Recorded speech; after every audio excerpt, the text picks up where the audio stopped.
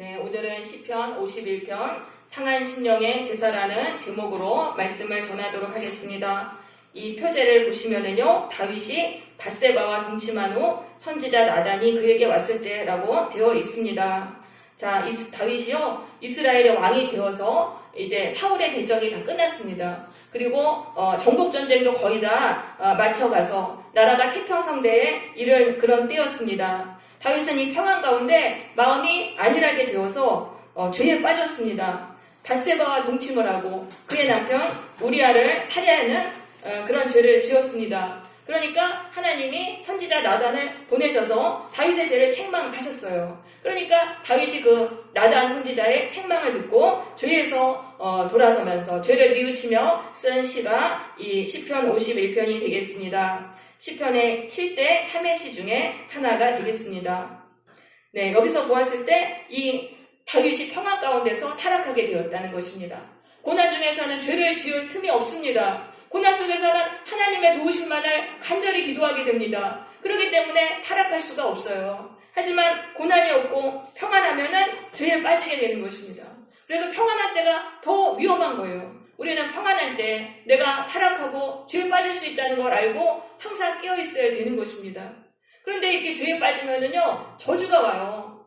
고난 가운데서 하나님께 기도하고 하나님을 바라면은 하나님은 축복해 주세요. 그래서 점점 잘 돼요. 그런데 평안이 임해가지고 거기서 죄에 빠지면 저주가 와요. 그러니까 이게 무서운 것입니다. 우리가 평안할 때 늘 깨어있어야 되는 것이죠.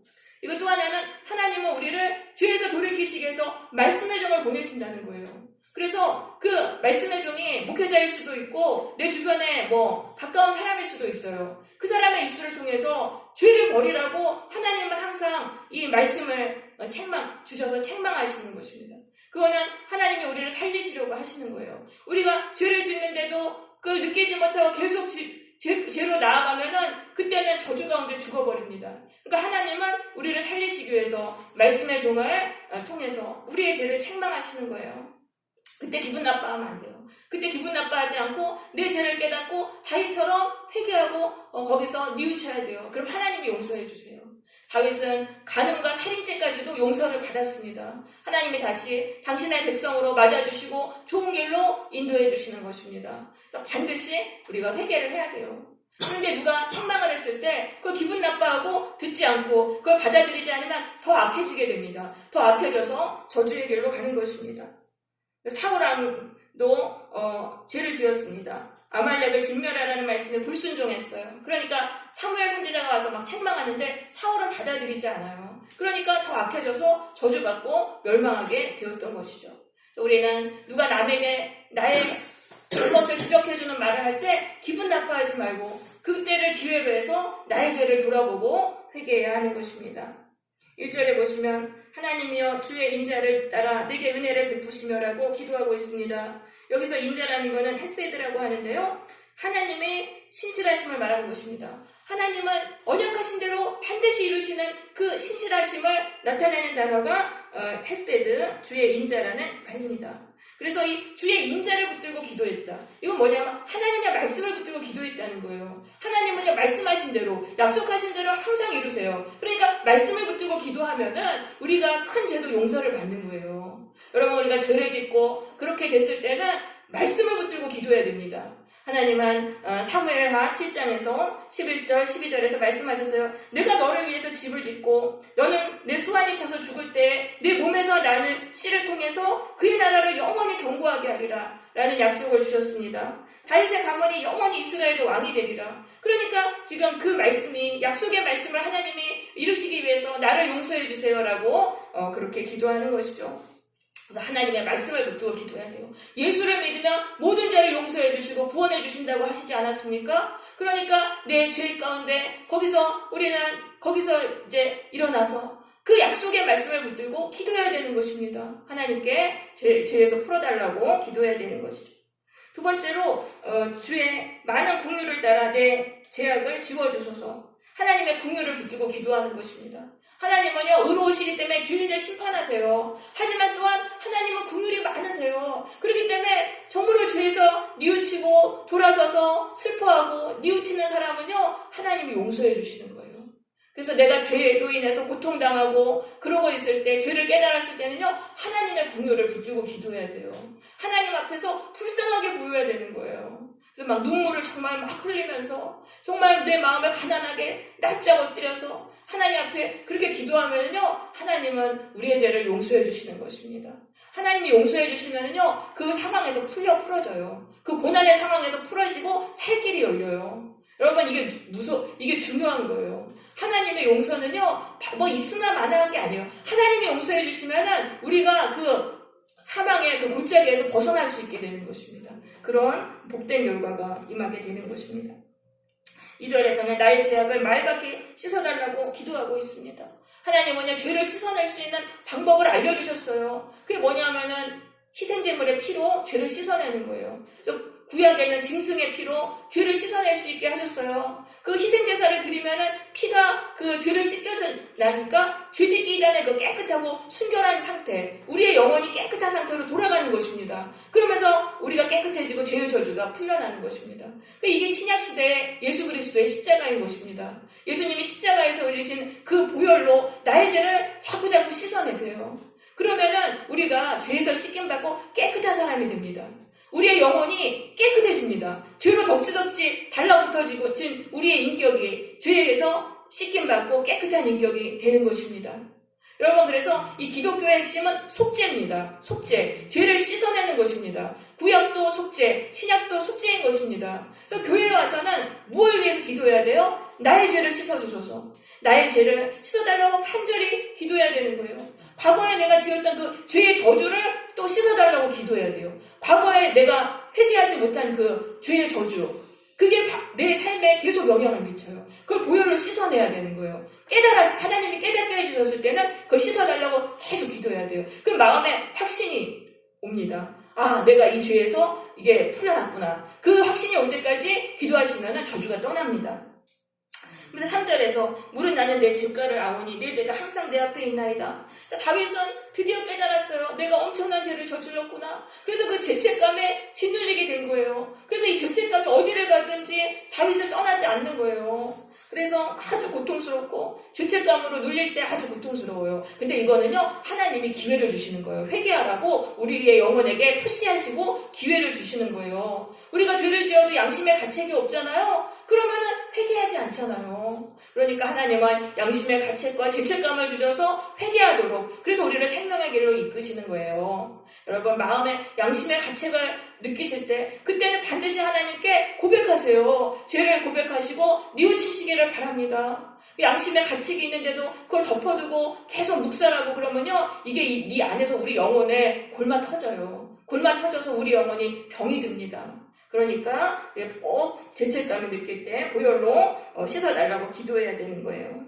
4절에서는 내가 주께만 범죄했다고 말하고 있어요. 지금 우리아를 죽여놓고 하나님께만 범죄했다고 말하고 있어요. 근데 이 말은요, 우리아에 대한 범죄에 이게 앞서서 하나님에 대한 범죄라는 뜻입니다. 그래서 우리가 사람에게 지은 죄는요, 하나님께 지은 죄예요. 사람에게 짓는 죄는 모든 죄를 그 모든 죄가 하나님 앞에서 짓는 거예요. 그러니까 하나님께 죄를 지었기 때문에 하나님이 내리시는 거를 우리가 다 받아야 되는 거예요. 그다음 4절에 주께서 말씀하실 때, 이건 책망의 말씀을 하실 때를 말합니다. 의로우시다 하고, 그러니까 하나님이 책망하실 때 의롭다고 할 수밖에 없죠. 내가 하나님께 죄 지어서 내가 책망을 받으니까 하나님께 의롭다고 할 수밖에 없어요. 주께서 심판하실 때 순전하시리다 하리다. 천번 만번 하나님이 오르십니다 하면서 내가 그 벌을 다 받겠다는 그런 말인 것입니다. 여러분, 하나님이요, 우리 죄를 용서해 주셔도요, 벌은 내리세요. 내가 지은 죄에 대한 형벌은 내리세요. 왜냐하면요, 그 벌을 받아야지만 그 죄를 또 안 지어요. 그래서 그냥 용서해 주시는 건 아니에요. 우리를 다시 하나님의 자녀로 받아들여 주시고 우리를 생명의 길로 인도하시지만은 우리가 지은 죄에 대해서는 벌을 내리세요. 다윗에게는 어떤 벌을 내리셨습니까?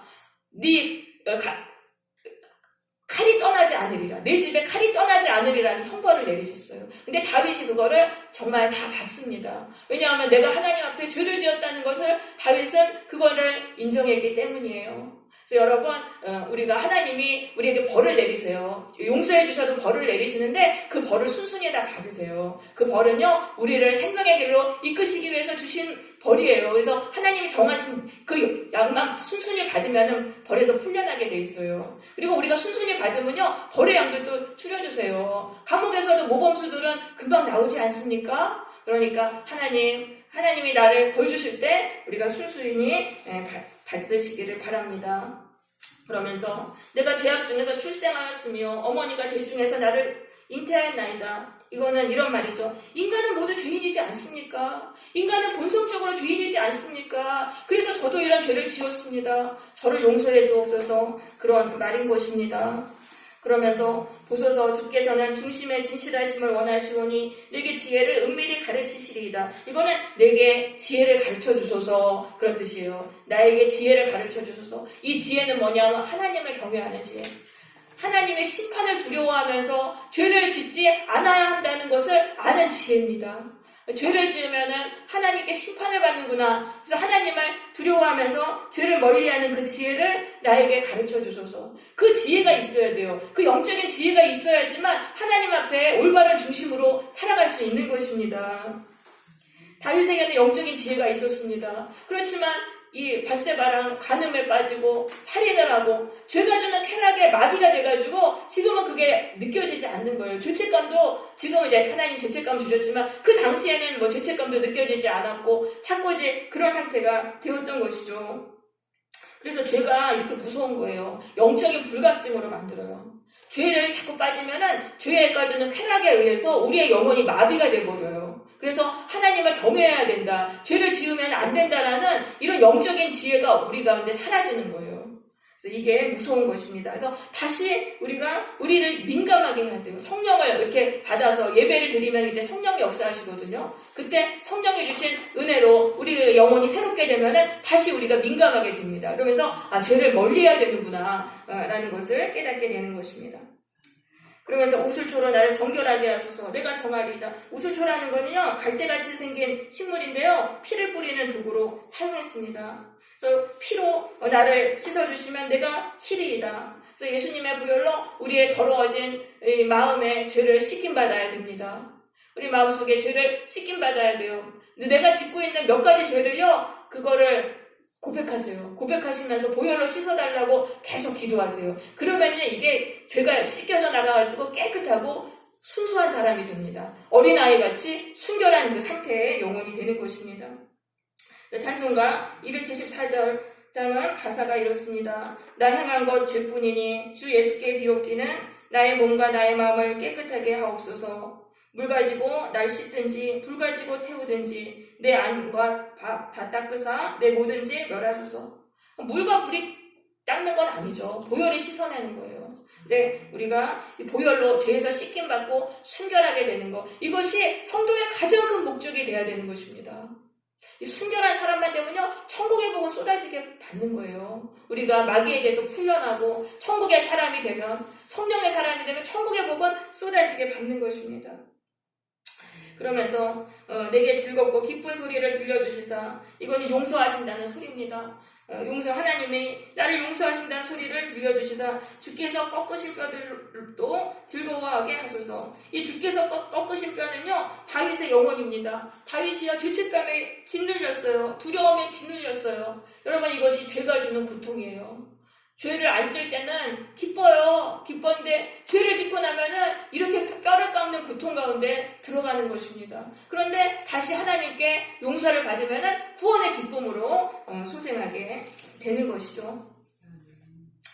그러면서 10절에서 하나님이여 내 속에 정한 마음을 창조하시고 내 안에 정직한 영을 새롭게 하소서. 자신의 심령의 갱신을 간구하고 있어요. 다윗은 죄가 주는 쾌락에 깊이 빠져서 죄를 끊을 수가 없어요.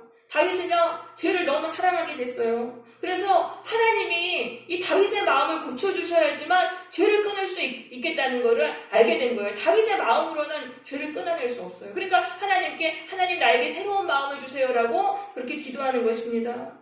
하나님이여 내 속에 정한 마음을 창조하소서. 정하다는 것은 순수한 마음, 깨끗한 마음, 죄에 오염되지 않은 마음을 말합니다.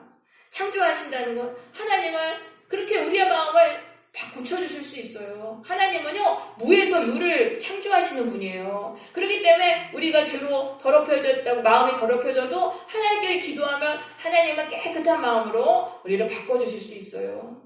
어떤 사람은 그래요. 예수를 믿어도 성격은 안 바뀐다고. 그거는 잘못이에요. 그거는 거짓말이에요. 하나님이요, 새로운 영을 창조하시는 거예요. 내가 진심으로 원하지 않으니까 안 바뀌는 거예요. 내가 진심으로 고침받기를 원하면은 하나님은 우리의 마음을 고쳐주시는 거예요. 그러면서 내 안에 정직한 영을 새롭게 하소서. 이 정직한 영은 변함없이 회개하려는 마음입니다. 포기하지 않고 끝까지 회개하려는 마음인 것입니다. 그렇지, 오늘은 회개하려고 하는데 내일 되면 또 마음이 변할 수 있다는 걸 다윗은 알았다는 거예요. 인간은 이렇게 변덕스러워요. 그래서 오늘은 내가 회개해야지 간절히 기도해놓고 내일 되면 또 포기하고 안 하는 거예요. 조금 하다 말아버리고. 그러면 안 돼요. 여러분 끝까지 회개하시기 바랍니다. 내가 버려야 할 죄는 끝까지 우리가 포기하지 않고 그 죄를 버릴 때까지 우리가 기도하시기를 바라요. 사실 이게 죄가 딱딱하게 굳어지면은요, 이걸 보혈이 씻어내도 시간이 좀 오래 걸려요. 그 딱딱하게 굳어진 걸 먼저 부들부들하게 해야 되고, 그리고 나서 씻겨지는 거거든요. 기도해보면 알아요. 기도해보시면은 이 묵은 죄악이 보혈이 이렇게 막 씻어내는 거를 내 마음속에서 느끼게 됩니다. 그러니까 시간이 걸리는 거예요. 근데 평생 수십 년간 죄 지어놓고 몇 번 기도하면 그 죄가 어떻게 씻겨지겠어요? 그러니까 계속적으로 기도해야죠. 계속적으로 포기하지 않고 정말 그 죄가 내 안에서 떨어져 나갈 때까지 계속적으로 기도해야 되는 것이죠. 그러면서 나를 주 앞에서 쫓아내지 마시고 주의 성령을 내게서 거두지 마옵소서. 지금 다윗이 가장 두려워하는 게 이게 성령이 떠나는 거예요. 하나님께서 쫓겨나서 성령을 느낄 수 없는 그런 상태가 되면은요, 이건 완전히 버림받는 거예요.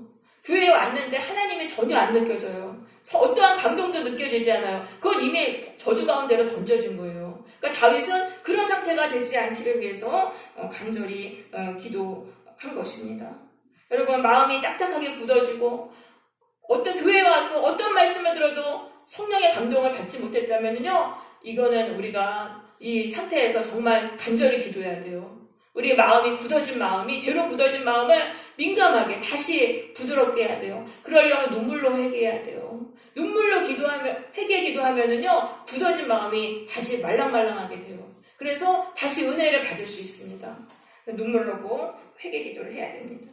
자, 그렇게 성령이 임하면 어떤 일이 일어나냐면요, 주의 구원의 즐거움이 다시 회복이 됩니다. 성령을 통해서 하나님이 구원의 길로 인도해 주시니까 그 기쁜 날이 오는 것입니다. 또 자원하는 마음을 주십니다. 그래서 하나님께 순종하고 싶다, 자발적으로 순종하는 그런 마음을 갖게 된다는 것입니다. 그러하면 성령을 통해서 죄를 버리게 해주시면 내가 범죄자에게 주의 도를 가르치겠습니다 라고 말합니다. 그래서 그들이 주께 돌아오리이다. 이 주의 도는 뭐냐면요, 하나님이 기뻐하시는 삶의 방식입니다. 바로 회개인 것입니다. 하나님이 기뻐하시는 삶의 방식인 회개인 것입니다. 하나님은 회개하는 자를 기뻐하세요.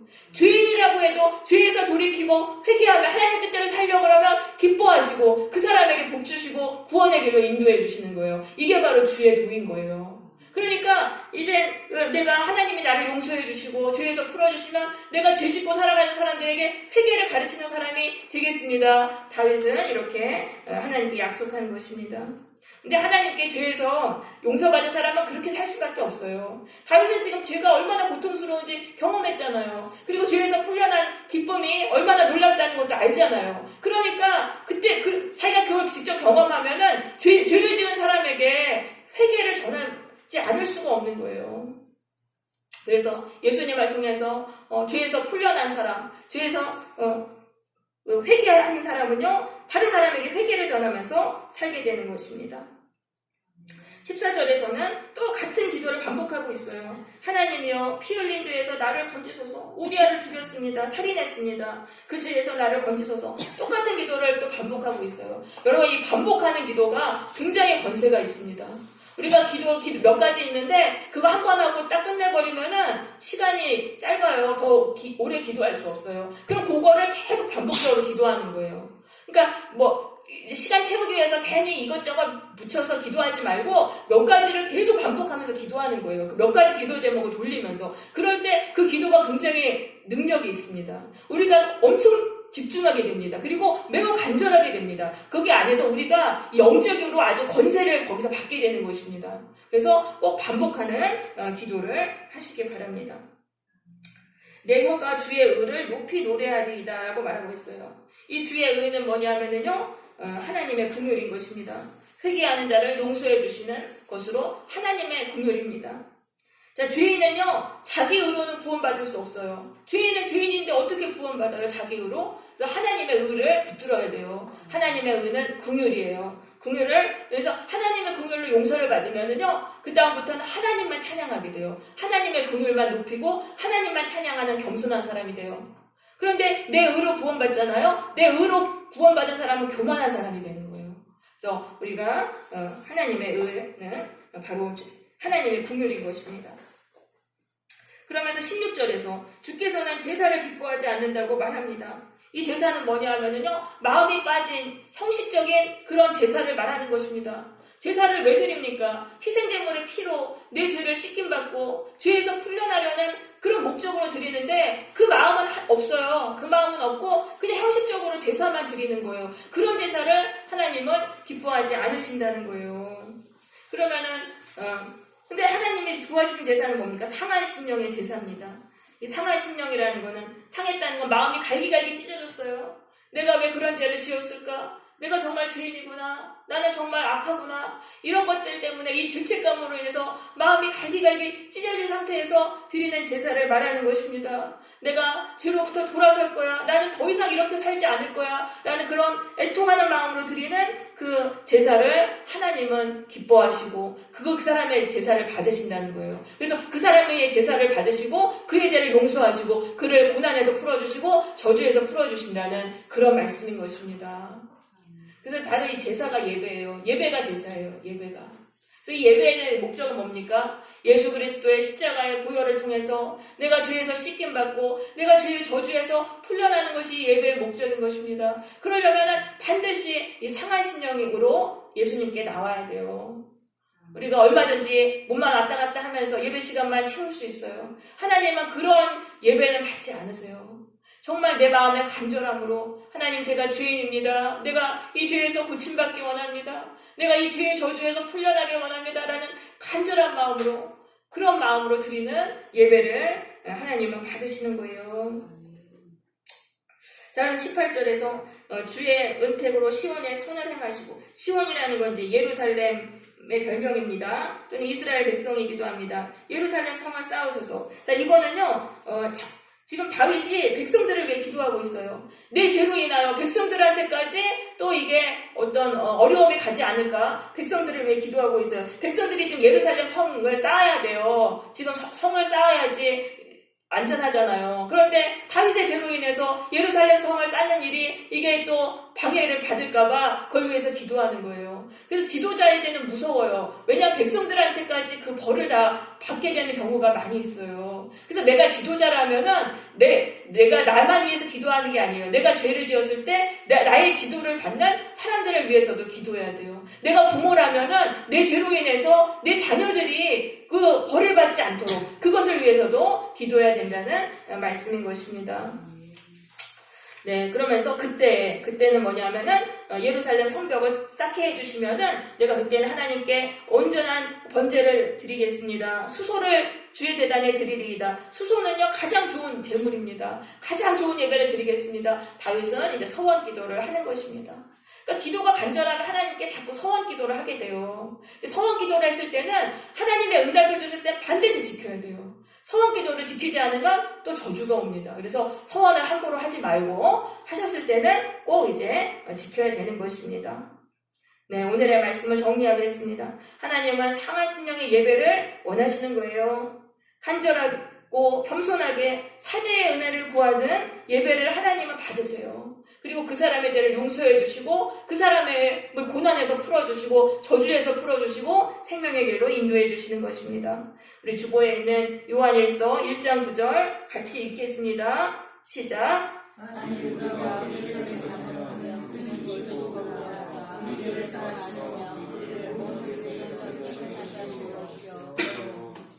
네, 여기서 보면 죄를 자백한다는 것은 인정하고 고백하는 것입니다. 하나님 앞에 그냥 낱낱이 다 고백하는 거예요. 까발려가지고 다 고백하는 것입니다. 그러면 그는 미쁘시다라고 되어 있는데, 미쁘시다는 것은 반드시 그렇게 하신다는 거예요. 반드시 용서해 주신다는 거예요. 우리가 자백하면은 하나님은 반드시 용서해 주신다는 그런 말씀인 것입니다.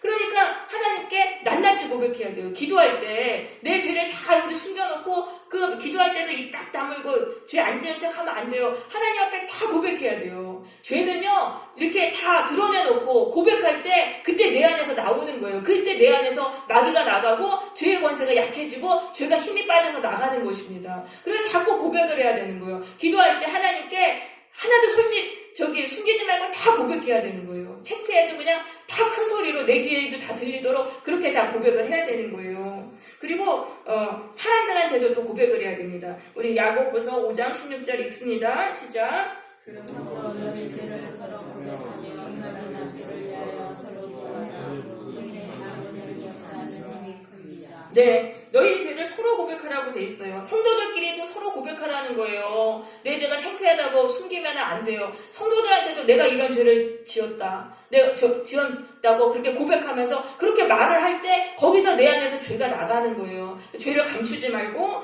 우리는 드러내야 되겠습니다. 그렇게 할 때 죄는 우리 가운데 나가게 되는 것입니다. 네, 오늘 이제 말씀을 맺겠습니다. 하나님이 원하시는 예배는 상한 심령의 예배인 것입니다. 우리 모두 겸손하고 진실한 회개를 통해서 죄에서 씻김받고 죄의 저주에서 풀려나서 구원받는 성도들이 되시기를 바랍니다. 아멘. 찬양 하나 부르고 기도하겠습니다.